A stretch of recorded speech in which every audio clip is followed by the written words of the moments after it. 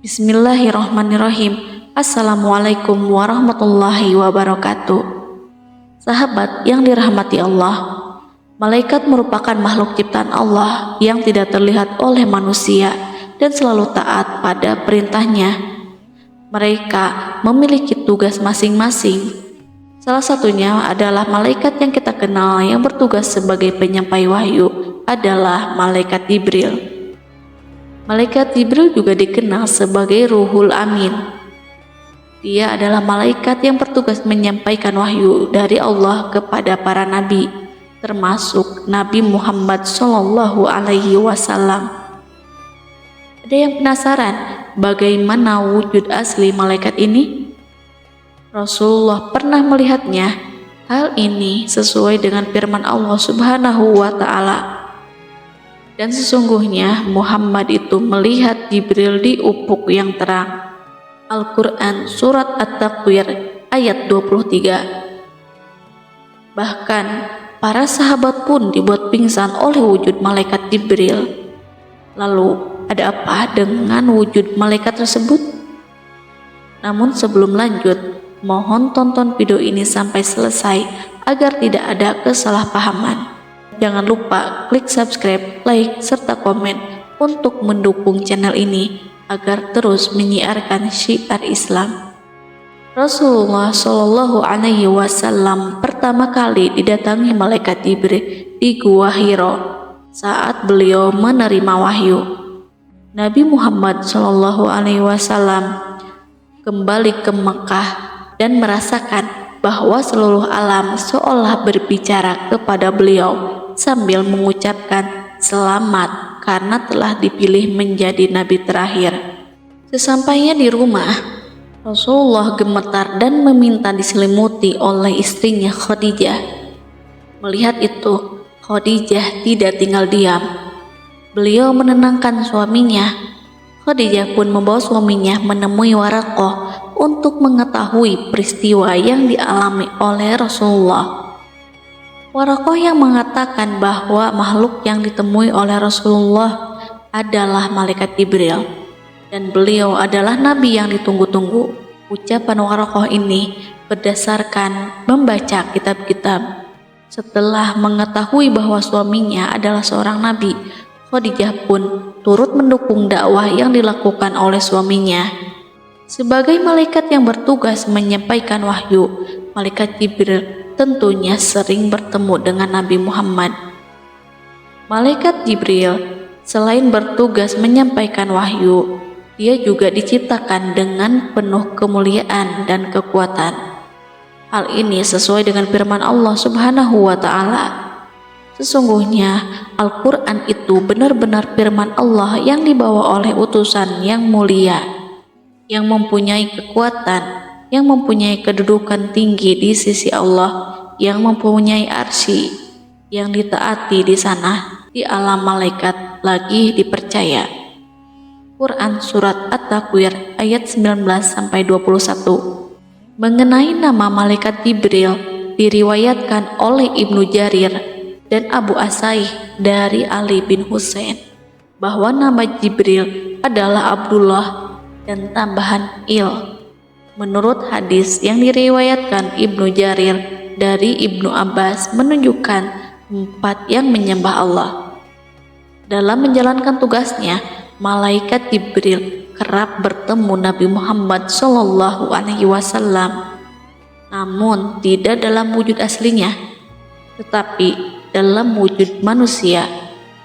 Hanya 2 kali Nabi Muhammad Shallallahu Alaihi Wasallam melihat wujud asli malaikat tersebut. Lalu, kapan pertama kali beliau memintanya menampakkan diri? Beliau kagum saat pertama kali melihat wajah malaikat Jibril. Nabi Muhammad berusia 40 tahun. Saat itu diturunkan wahyu kedua, yaitu, "Hai orang yang berkemul atau berselimut, bangunlah. Lalu berilah peringatan dan Tuhanmu agungkanlah, dan pakaianmu bersihkanlah, dan perbuatan dosa tinggalkanlah." Quran Surat Al-Mudaththir ayat 1-5. Dalam kitab Sahih Bukhari Saat itu malaikat Jibril sedang terlihat duduk di atas kursi antara langit dan bumi dan terus mendekati Rasulullah. Dalam kitab tafsir disebutkan bahwa Jibril menampakkan diri dengan tinggi yang melewati batas penglihatan. Rasulullah Shallallahu Alaihi Wasallam pun berdialog dengan malaikat Jibril. Ternyata Jibril memiliki 600 sayap. Hal ini sesuai dengan hadis Nabi. Dari Ibnu Mas'ud radhiyallahu anhu, Muhammad Shallallahu Alaihi Wasallam melihat Jibril dalam wujud aslinya. Ia memiliki 600 sayap yang menutupi langit. Hadis riwayat An-Nasa'i. Rasulullah tidak mengira bahwa Allah Subhanahu wa Ta'ala menciptakan makhluk yang sangat besar seperti malaikat Jibril. Sayap yang dimilikinya memiliki ukuran seluas antara timur dan barat.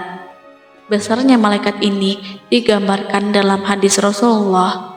Itulah Jibril yang tidak pernah kulihat ia dalam aslinya, kecuali pada 2 kesempatan itu saja.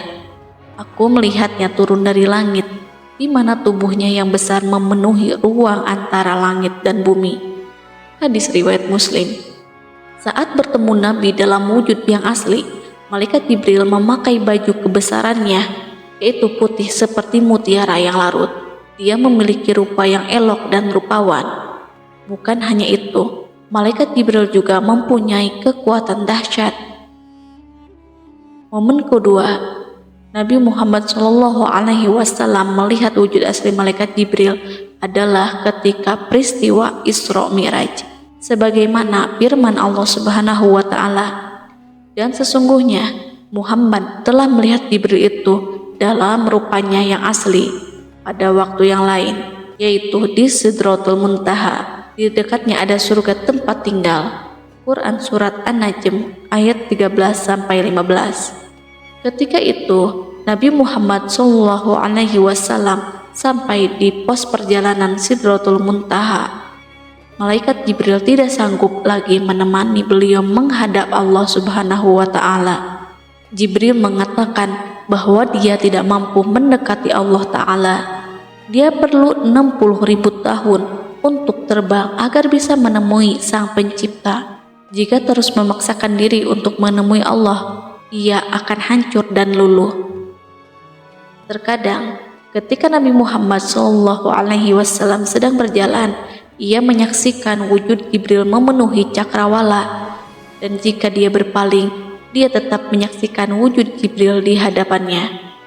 Hal ini menggambarkan betapa besar fisik Jibril dalam pandangan mata manusia.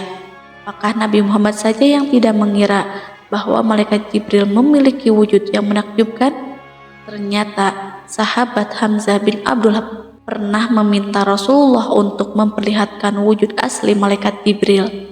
Hamzah sudah diperingatkan oleh Rasulullah bahwa ia tak akan mampu melihat malaikat tersebut. Namun Hamzah tetap teguh pada pendiriannya. Kemudian Rasulullah Shallallahu Alaihi Wasallam bersabda, "Duduklah." Lalu Jibril duduk di atas sebuah kayu di Ka'bah.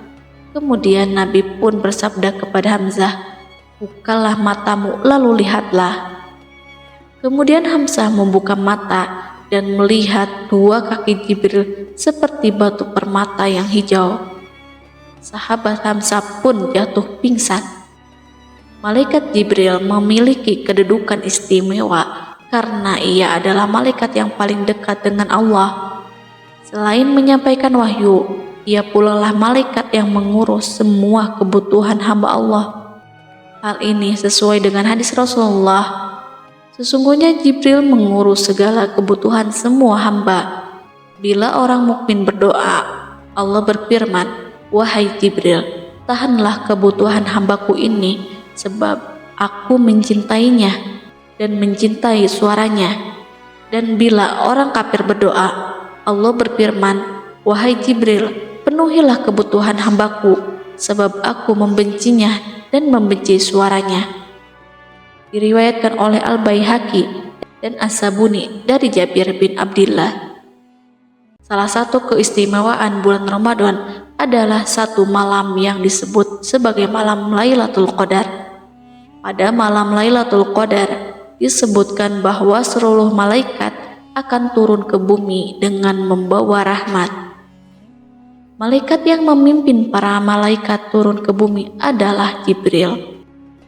Peristiwa ini juga menjadi petunjuk bahwa Jibril masih turun ke dunia untuk tugas lainnya.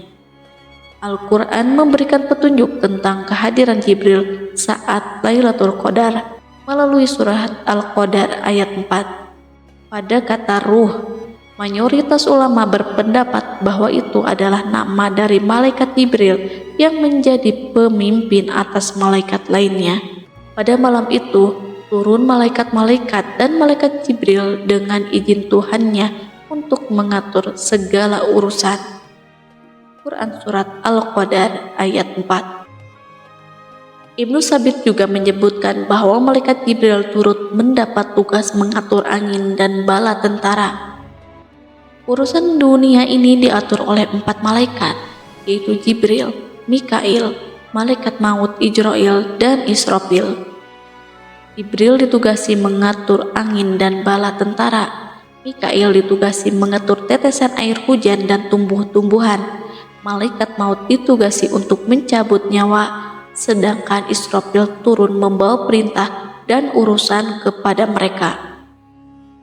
Dalam sebuah riwayat disebutkan bahwa malaikat Jibril juga bertugas membawa kehancuran dan kemenangan perang atas kehendak Allah. Dalam kitab Induk Lauh Mahfuz terdapat segala sesuatu yang pasti terjadi hingga hari kiamat. Ada 3 malaikat yang ditugasi untuk menjaganya. Jibril ditugasi untuk menurunkan kitab kepada para rasul. Jibril juga ditugasi untuk membawa kehancuran apabila Allah berkehendak untuk menghancurkan suatu kaum. Dan Allah menugasinya untuk membawa kemenangan pada waktu terjadi peperangan. Allah menugasi Mikail untuk menjaga, menurunkan hujan dan menumbuhkan tanaman bumi. Allah menugasi malaikat maut untuk mencabut nyawa apabila dunia telah lenyap, maka Allah mengumpulkan malaikat yang menjaga mereka dan membandingkan dengan kitab, lalu mereka mendapatinya sama persis. Hadis riwayat Ibnu Abi Syaibah. Salah satu tugas malaikat Jibril selain menyampaikan wahyu adalah menjadi pemimpin para malaikat. Setelah iblis dihukum dan dilaknat oleh Allah Subhanahu wa Ta'ala, tonggak kepemimpinan para malaikat yang sebelumnya dipegang oleh iblis kini diambil alih oleh malaikat Jibril. Di antara malaikat yang dipimpin oleh Jibril adalah malaikat pemikul Arasy, pemikul ciptaan Allah yang terbesar. Rasulullah bersabda, "Aku diizinkan untuk menceritakan tentang salah satu malaikat Allah pemikul Arasy, yaitu antara daging telinga tempat anting dengan pundaknya sejauh 700 tahun perjalanan." Hadis riwayat Abu Daud. Wallahu a'lam bishawab.